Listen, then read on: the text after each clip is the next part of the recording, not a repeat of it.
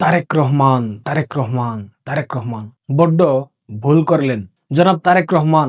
আজ আপনি আবারও চরম ভুল করে ফেললেন, যেই ভুলের খেসারত আপনাকে দিতে হবে, আপনার দলকে দীর্ঘমেয়াদে দিতে হবে জনাব তারেক রহমান।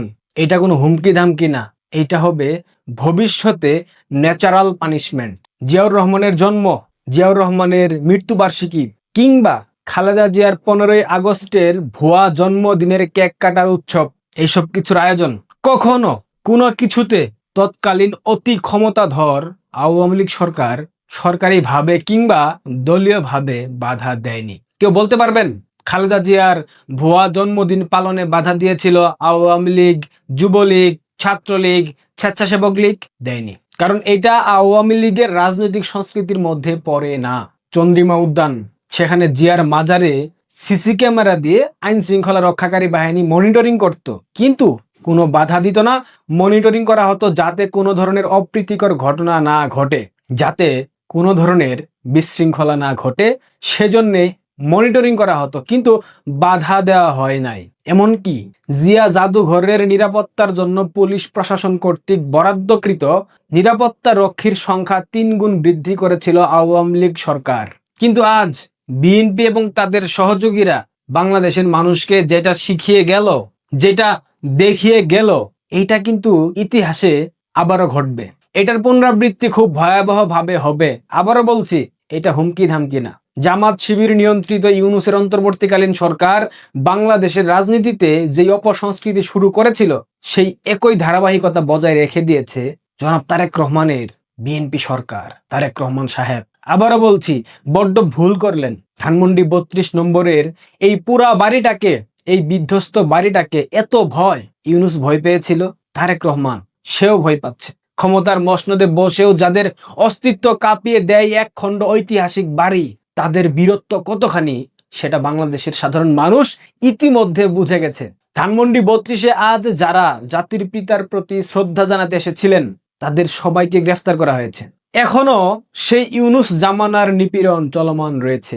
রাষ্ট্র সংলাপ ফোরাম নামক জামায়াতের একটা ভুইফুর সংগঠনের নেতা, যে কিনা লস্করে তাইয়েবার বাংলাদেশি জঙ্গি, সেই আয়াস, সে তার সহযোগীদের নিয়ে ধানমন্ডি 32-এ যারাই শ্রদ্ধা জানাতে গিয়েছে তাদের উপর মব করেছে। রিক্সা চালক, ভ্যান চালক, অটো চালক, দিনমজুর, শ্রমজীবী যারাই গিয়েছে তাদেরকে মব করেছে, অশ্লীল গালিগালাজ করেছে, বঙ্গবন্ধুকে নিয়ে কটূক্তি করেছে। কতগুলো ফুটেজ আপনারা দেখেন।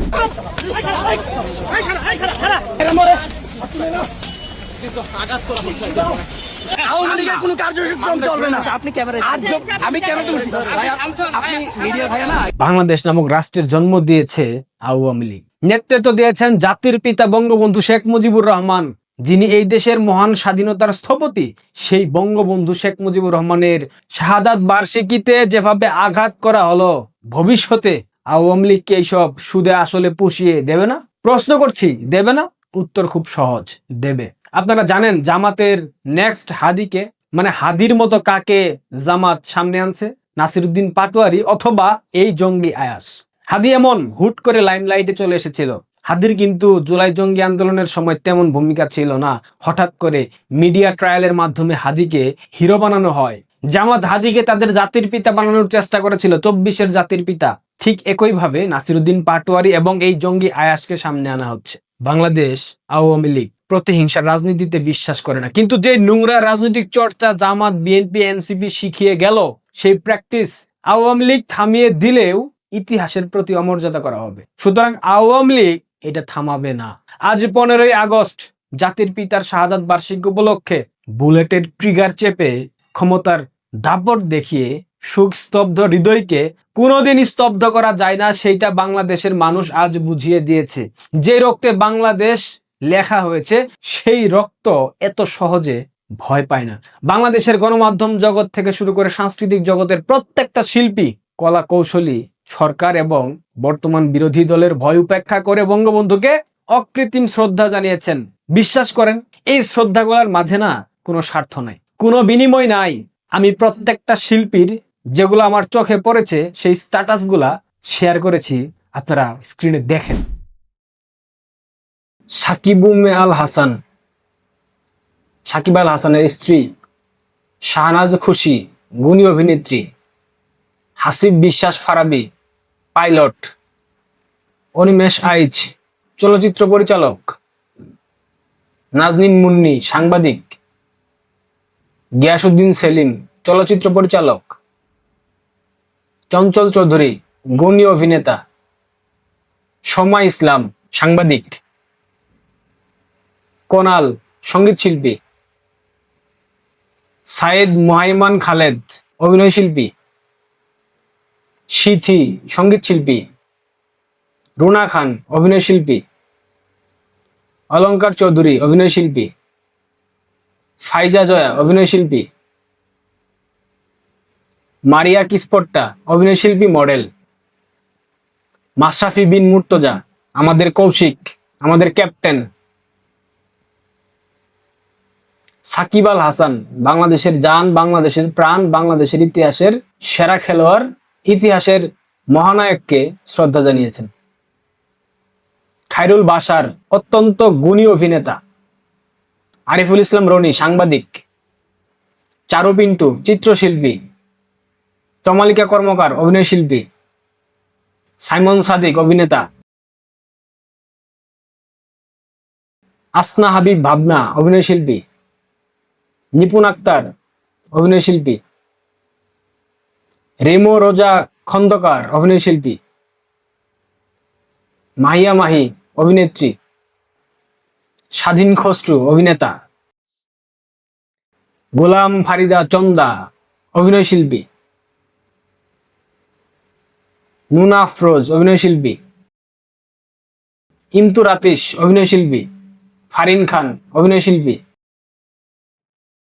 অরুণা বিশ্বাস দিদি আমাদের জনপ্রিয় অভিনয় শিল্পী, জয়া হাসান দুই বাংলার অত্যন্ত গুণী অভিনয় শিল্পী। এই কয়েকটা আমার চোখে পড়েছে। এছাড়াও বাংলাদেশের চলচ্চিত্র জগৎ, গণমাধ্যম জগৎ, শিল্পী, সাহিত্যিক, কবি, প্রত্যেকটা পর্যায়ের মানুষ বঙ্গবন্ধুর প্রতি অকৃত্রিম ভালোবাসা দেখিয়েছে। এদের মাঝে না স্বার্থ নাই। আওয়ামী লীগ এখন ক্ষমতায় নাই যে এরা স্বার্থ উদ্ধার করবে।